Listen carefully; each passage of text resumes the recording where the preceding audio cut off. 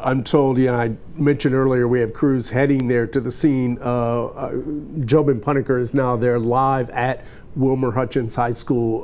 Jobin, can you bring us up to speed on what you're seeing and hearing right now?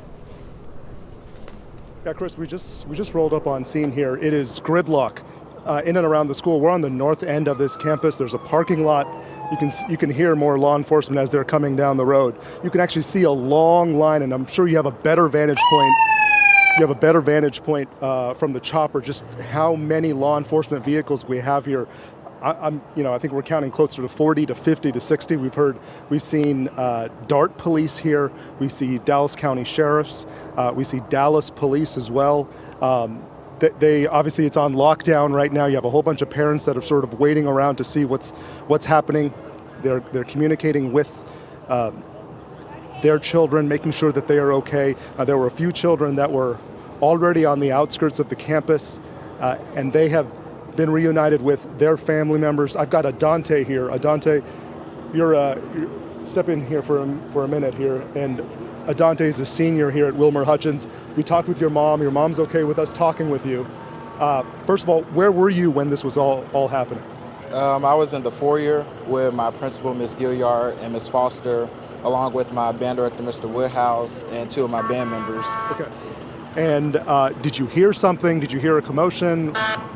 We were standing there talking, and we heard a few gunshots, and we were still standing there, confused, and then we heard more, saw a few students running, heard a few screams, and we had to go and take cover back in the band room. Could you tell where those gunshots were coming from? I would say on the main street or the cafeteria, somewhere in that area. Okay, and you're in the foyer, and where is that in relation to the campus? Like right when you walk into the campus through the main doors, it's an open area. If you can, sort of set the scene for us. What did it look like in the, inside the campus building? What were the students doing? I'm assuming there's a lot of commotion, a lot of chaos. Yeah, it happened around lunchtime, so we're just in a foyer, a few students in there just talking, and all of a sudden it got quiet and you just hearing gunshots. Yeah, again, I'm so sorry that you're having to deal with this. I know this is not easy, and this is now 2 years in a row that you have to deal with this. Were you here on that day when we had another shooting that was a targeted shooting? One student shot another student in the leg. Were you there for that? Yes, I was here. I was also in the band room with my band directors. What's going through your mind as you're now seeing two events in a row where we have major events, where we have a shooter on campus? It's kind of scary thinking that it would have been better from last year's shooting, but things happen, and just really scared. Yeah. Anything you can tell me about? So, how did you get to come out and reunite with your mom?